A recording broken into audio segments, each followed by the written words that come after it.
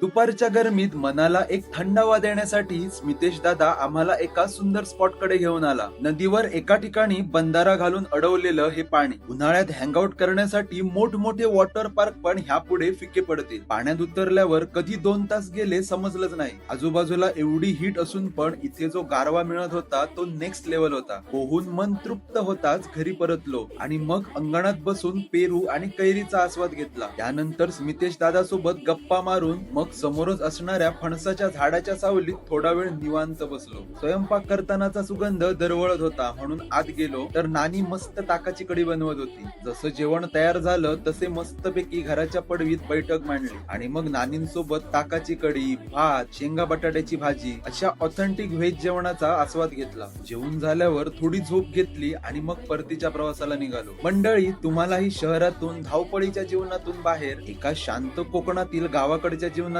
आनंद घ्यायचा असेल तर कमेंट करा नानी चोवाडो आणि मी तुम्हाला या ठिकाणची सर्व डिटेल्स पाठवेल.